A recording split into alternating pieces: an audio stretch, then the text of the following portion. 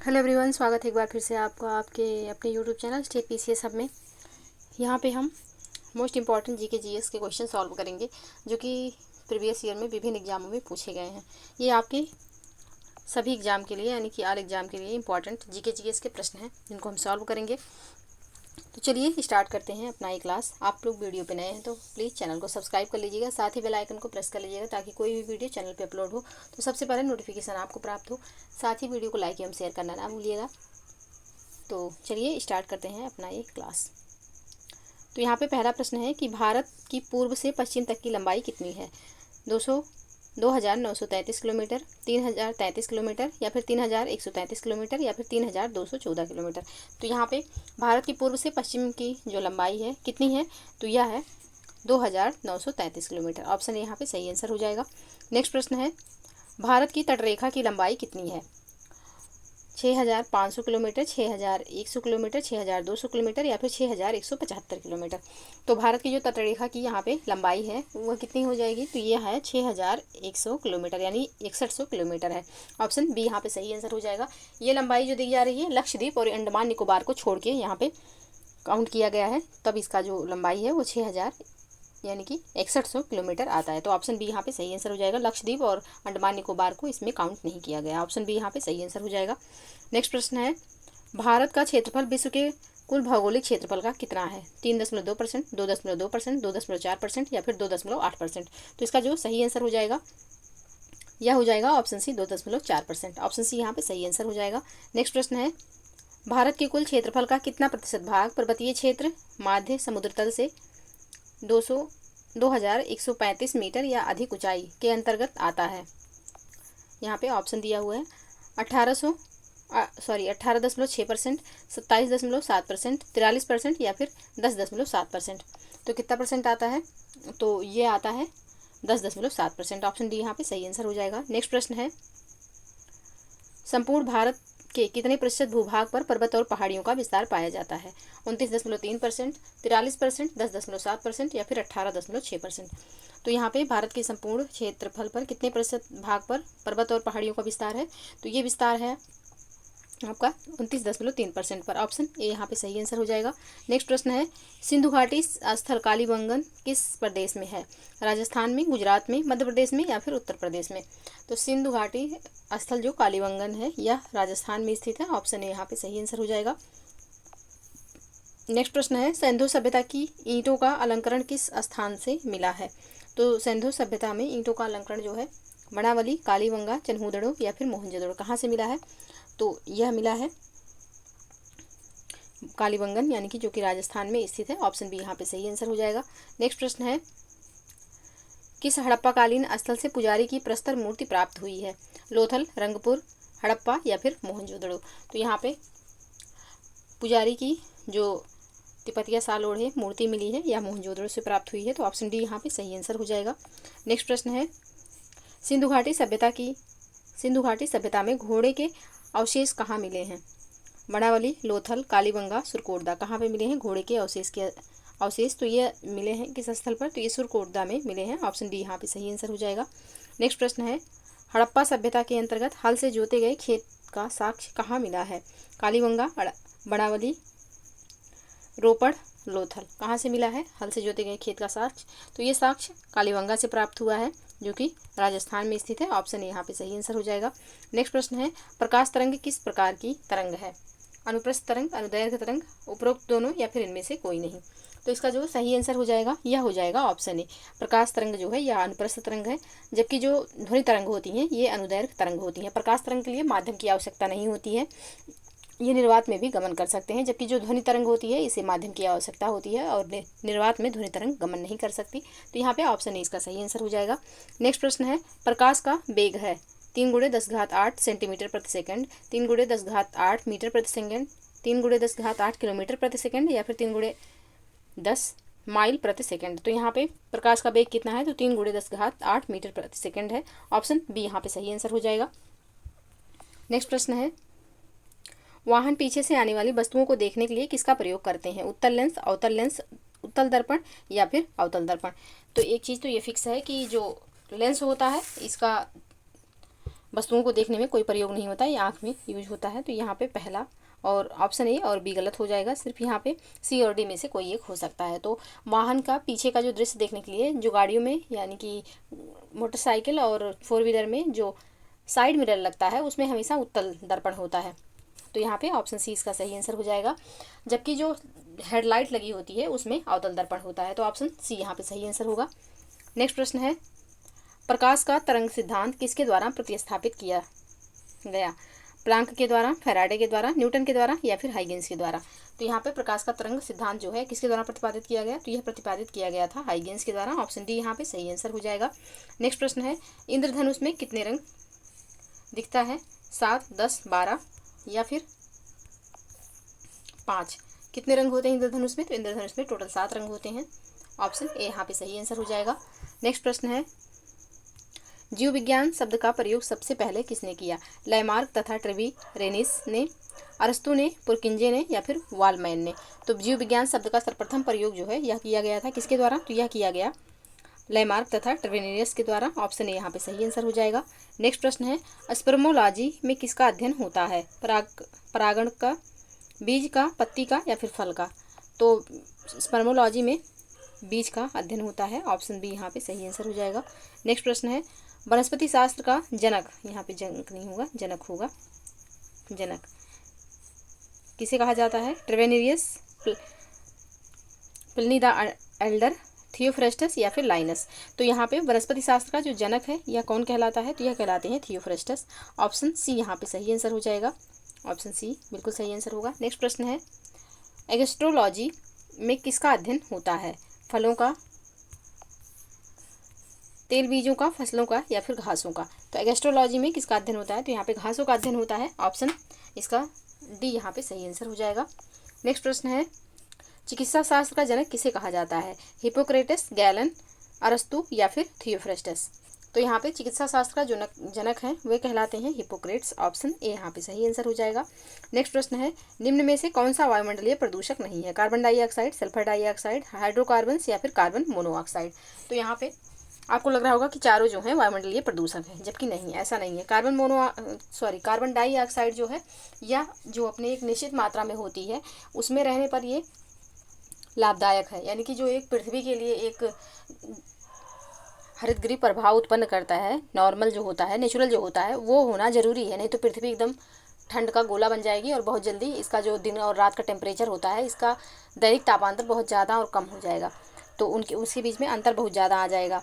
और जबकि जब ये कार्बन डाइऑक्साइड पृथ्वी पर बनी रहती है तो उसकी वजह से ये सारी चीज़ें नॉर्मली जो होती हैं, जितनी इसकी मात्रा होती है वो ठीक है, लेकिन जब हम इसको अपने एक्टिविटी से इसको बढ़ा देते हैं कार्बन डाइऑक्साइड की मात्रा, तो ये एक प्रदूषक के रूप में काम करती है।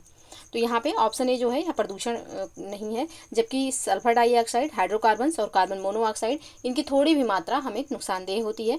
तो यहाँ पे तीनों यानी कि बी, सी और डी में जो दिया हुआ है ये तीनों प्रदूषक हैं, वायुमंडलीय प्रदूषक हैं, जबकि कार्बन डाइऑक्साइड नॉर्मल मात्रा में प्रदूषक नहीं है। तो ऑप्शन यहाँ पे सही आंसर हो जाएगा। नेक्स्ट प्रश्न है, जल प्रदूषण को मापने हेतु निम्नलिखित में से कौन सी जांच की जाती है? Biochemical oxygen demand, biomechanic oxygen demand, biomedical oxygen demand या फिर इनमें से कोई नहीं? तो जल प्रदूषण मापने के लिए बायोकेमिकल ऑक्सीजन डिमांड यानी कि BOD किया जाता है। तो ऑप्शन ए यहाँ पे सही आंसर हो जाएगा। नेक्स्ट प्रश्न है, निम्न में से कौन सा जैव निम्नीकरण प्रदूषक है? रंजक बहिस्राव, विरंजक बहिस्राव, वाहित मल या फिर भारी धातुएं? जैव निम्नीकरण यानी कि जो बैक्टीरिया के द्वारा जिनका विघटन हो जाता है वो जो है जैव निम्नीकरण कहलाते हैं, और जिनका नहीं हो पाता है वो अजैव निम्नीकरण होते हैं। तो यहाँ पे ऑप्शन सी इसका सही आंसर हो जाएगा। जिनका निम्नीकरण होगा वो हो जाएगा यहाँ पे वाहित मल, इसका जैव निम्नीकरण हो सकता है, यानी कि कीटाणुओं द्वारा इसे मिट्टी में मिलाया जा सकता है जिससे इसका विघटन हो जाता है। तो ऑप्शन सी यहाँ पे बिल्कुल सही आंसर होगा। नेक्स्ट प्रश्न है, कौन सी गैस पृथ्वी पर हरित ग्रह प्रभाव में सर्वाधिक योगदान करती है? क्लोरोफ्लोरोकार्बन, फ्रियोन, मीथेन या फिर कार्बन डाइऑक्साइड? तो यहाँ पे सर्वाधिक योगदान हरितगृह प्रभाव में किसका है? तो ये कार्बन डाइऑक्साइड का है। ऑप्शन डी यहाँ पे सही आंसर हो जाएगा। नेक्स्ट प्रश्न है, नदियों में जल प्रदूषण की माप की जाती है O2 की घुली हुई मात्रा से, यानी कि ऑक्सीजन की घुली हुई मात्रा से, Cl2 की घुली हुई मात्रा से, या फिर ओजोन की घुली हुई मात्रा से, या फिर नाइट्रोजन की घुली हुई मात्रा से। तो यहाँ पे नदियों में जल प्रदूषण की माप जो है यह की जाती है ऑक्सीजन की घुली हुई मात्रा से। ऑप्शन ए यहाँ पे सही आंसर हो जाएगा। यदि ऑक्सीजन की मात्रा अधिक है जल में तो जल स्वच्छ माना जाएगा, यदि ऑक्सीजन की मात्रा कम है तो जल प्रदूषित माना जाएगा। अगर ऑक्सीजन की मात्रा कम होगी तो जाहिर सी बात है कार्बन डाइऑक्साइड की मात्रा ज़्यादा होगी, और जब कार्बन डाइऑक्साइड अपने एक लिमिट से ज़्यादा होता है तो ये एक प्रदूषक के रूप में काम करता है। तो ऑप्शन ए यहाँ पे सही आंसर हो जाएगा।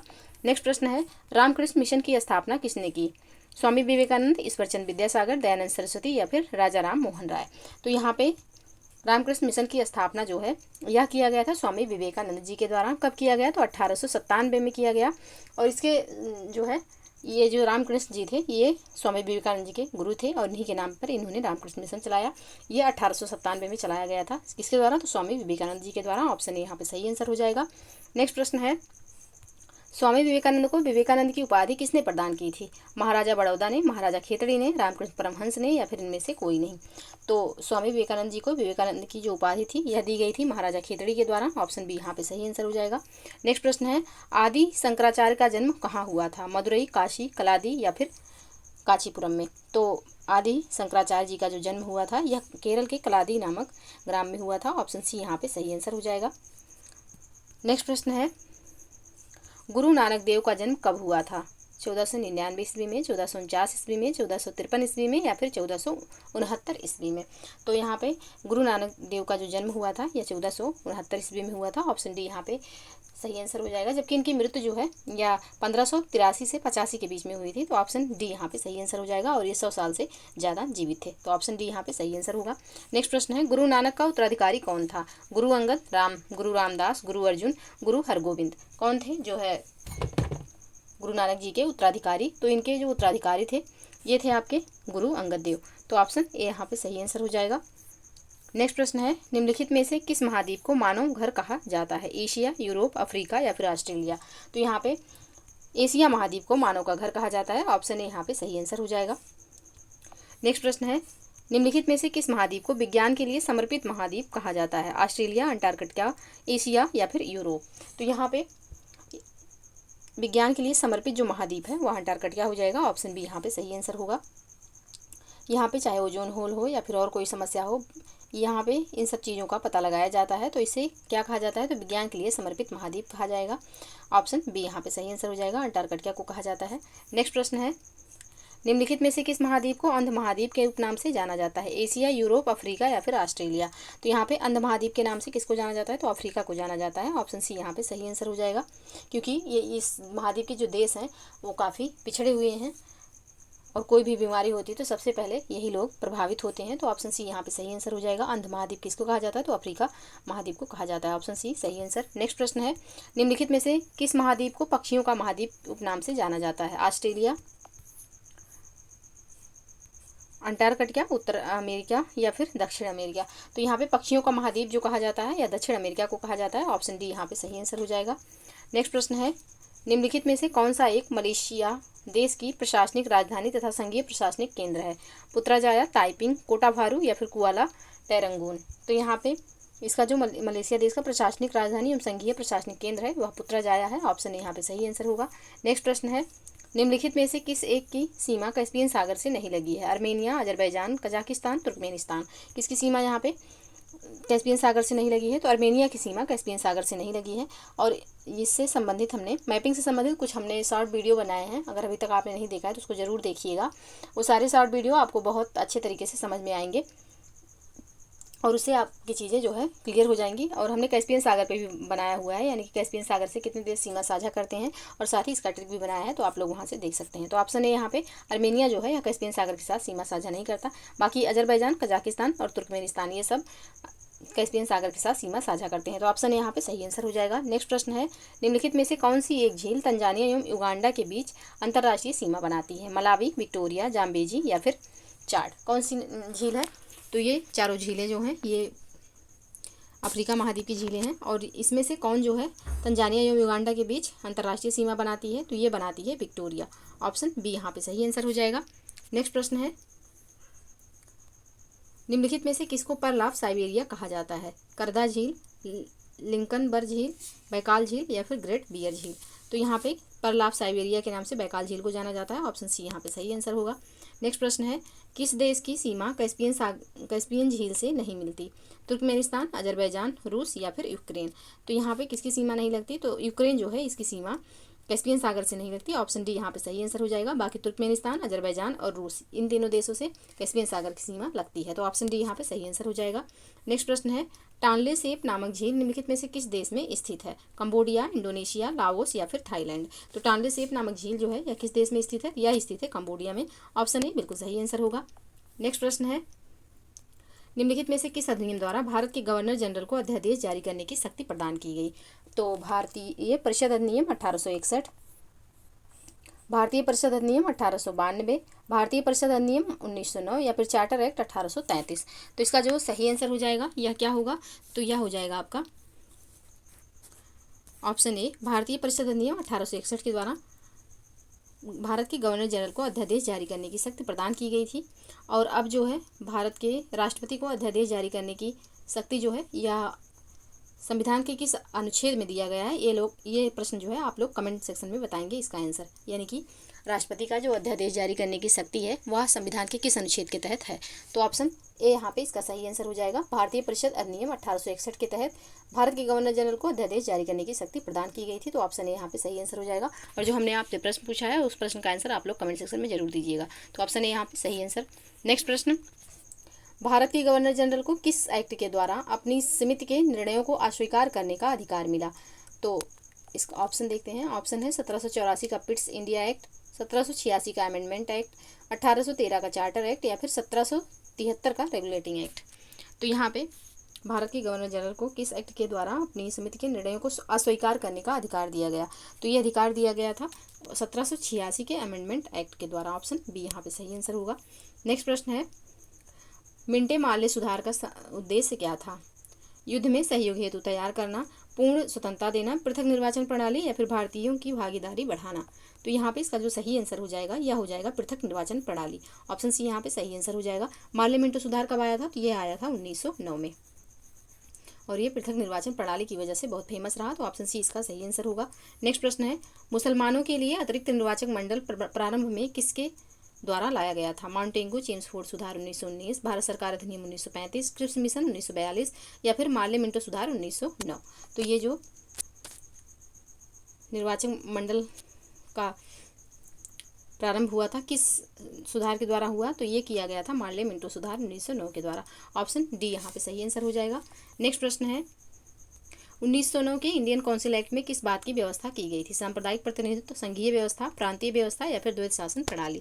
तो ये जो व्यवस्था है ये की गई थी इसमें सांप्रदायिक प्रतिनिधित्व की व्यवस्था। ऑप्शन ए यहाँ पे सही आंसर हो जाएगा। नेक्स्ट प्रश्न है, राष्ट्रीय ग्रामीण विकास संस्थान कहाँ अवस्थित है? हैदराबाद, पटना, नई दिल्ली या फिर शिमला। तो राष्ट्रीय ग्रामीण विकास संस्थान जो है यह हैदराबाद में स्थित है। ऑप्शन ए यहाँ पे सही आंसर हो जाएगा।